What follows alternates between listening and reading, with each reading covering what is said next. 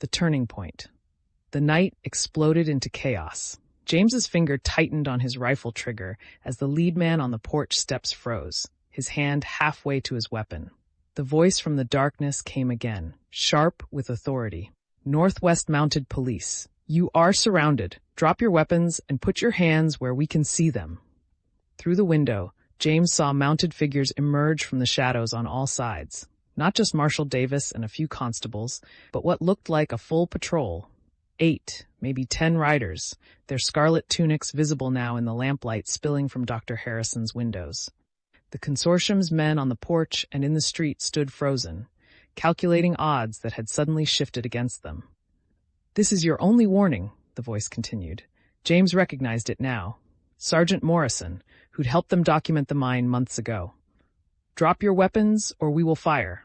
The lead man, the one who'd given James that mocking salute during the midnight reconnaissance, looked back toward his companions. For a long moment, nobody moved. Then, slowly, deliberately, he unbuckled his gun belt and let it fall to the porch with a heavy thud. Smart choice, Morrison said, riding forward into the light. Behind him, the other mounted police officers kept their rifles trained on the consortium's men. Now the rest of you. One by one, the weapons hit the ground. James counted 7 men total, the 4 who'd done the reconnaissance, plus 3 more who must have been the watchers. Not the full force the consortium had brought from Calgary, but enough to have made the assault deadly if it had proceeded as planned.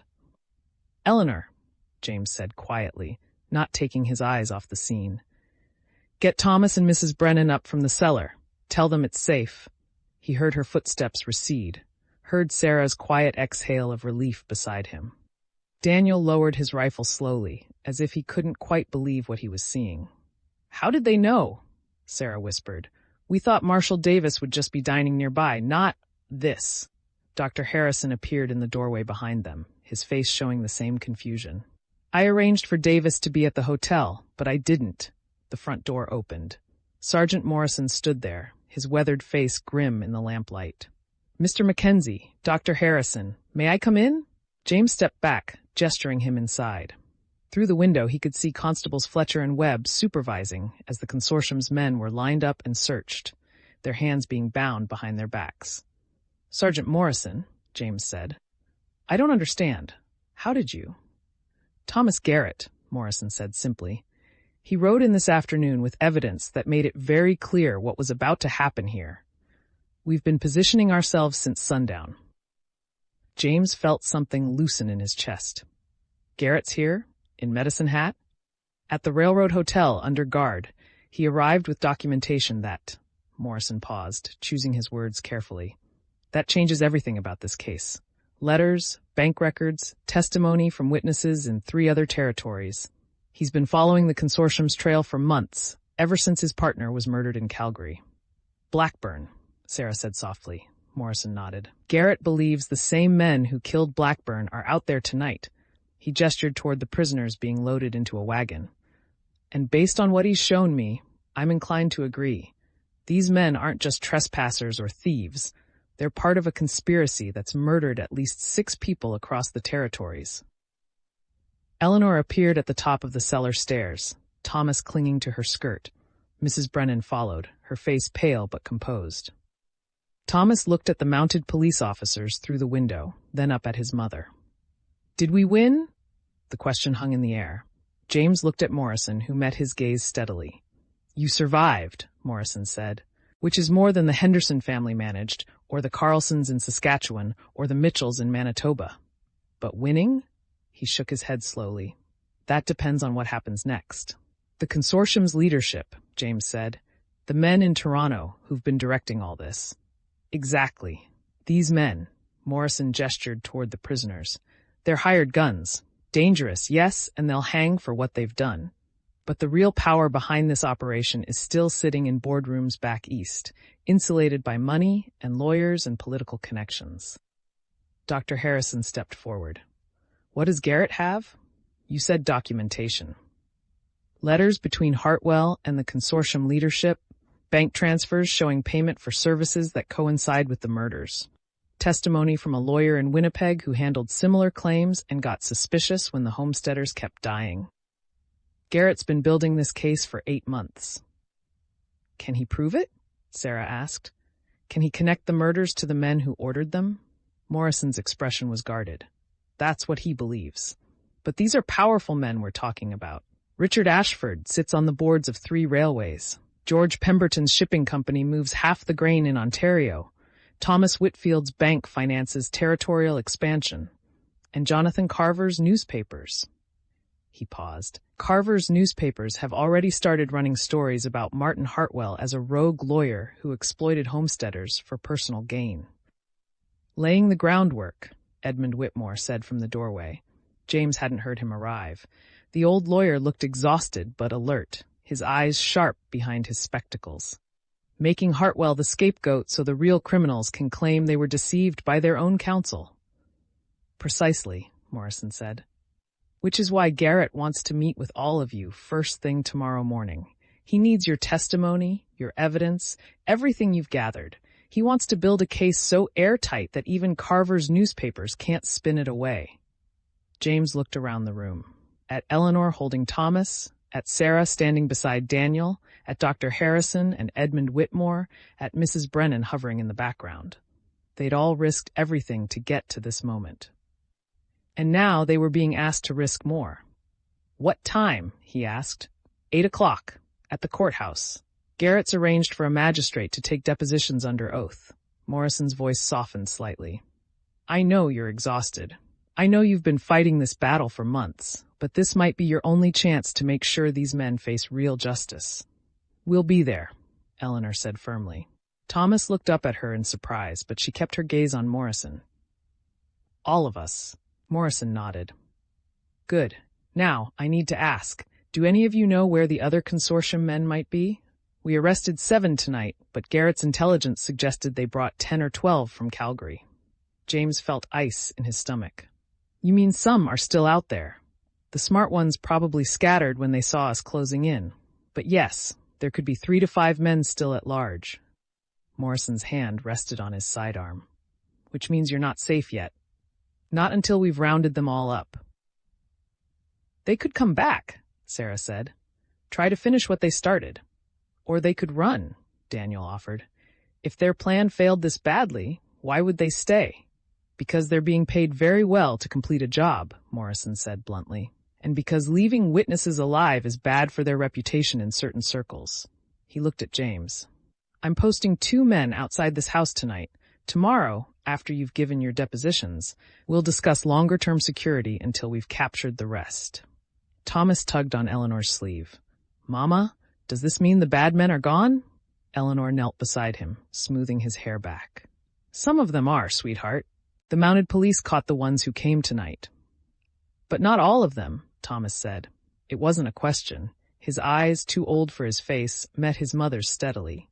There are more. Yes, Eleanor said quietly. There are more. But we're safe tonight. The police are watching over us. Thomas nodded slowly, accepting this with the resignation of a child who'd learned that safety was temporary and danger was always waiting. James watched his son and felt something break inside him again. A different kind of breaking than when he'd seen Peter Reed's burned homestead. This was grief for the childhood Thomas had lost, for the innocence that could never be recovered. Morrison cleared his throat. I should get back to processing the prisoners. We'll have them in cells by midnight. He moved toward the door, then paused. Mr. Mackenzie? The documentation you and Mr. Whitmore filed about the mine, about Pemberton's death, Garrett wants to review all of it. He thinks there might be connections to the other cases. We'll bring everything, James said. After Morrison left, the room fell silent except for the sound of boots and voices outside as the mounted police secured the area. James watched through the window as the wagon carrying the prisoners rolled away toward the jail, flanked by mounted officers. They really came, Dr. Harrison said wonderingly. I arranged for Davis to be nearby, but I never imagined. Garrett must have convinced them the threat was real, Whitmore said. That this wasn't just a local dispute, but part of something much larger. He looked at James. Which means the consortium's exposure has begun. Once Garrett's evidence becomes public record, once the depositions are filed. They'll fight back, Sarah interrupted. With everything they have. Lawyers, newspapers, political pressure. Undoubtedly. Whitmore agreed. But they'll be fighting on the defensive now, trying to contain the damage rather than pursuing their original goal. That's progress. James wasn't sure he agreed. The consortium's men were in custody, yes, but the real power remained untouched, protected by layers of money and influence. And somewhere in the darkness, 3 to 5 hired killers were still at large, probably angry and desperate. "We should all get some rest," Eleanor said. "Tomorrow will be a long day." Mrs. Brennan bustled forward. "I'll make up beds. The children should sleep upstairs where it's warmer." "I'll take first watch," Daniel volunteered. "Even with the mounted police outside, I'd rather—" "We'll rotate," James said. 2 hours each. I'll take second." Slowly, the household began settling for what remained of the night. Thomas climbed the stairs with Eleanor, his hand in hers. Sarah and Daniel spoke quietly in the corner, their heads close together. Dr. Harrison and Whitmore reviewed papers at the dining table, preparing for tomorrow's depositions. James stood at the window, watching the 2 mounted police officers Morrison had posted, one at the front gate, one near the back fence. They were professionals, alert and armed, but he'd learned not to trust that any defense was impenetrable. A hand touched his shoulder. Eleanor returned from putting Thomas to bed. "He asked me if we could go home soon," she said softly. "I didn't know what to tell him." "What did you say?" "That I hoped so. That we were working on it." She leaned against him, her head on his shoulder. "James, what if this never ends? What if we spend the rest of our lives looking over our shoulders, waiting for the next attack?" "Then we'll face it," he said. "Like we've faced everything else." But even as he said it, he wondered if that was true.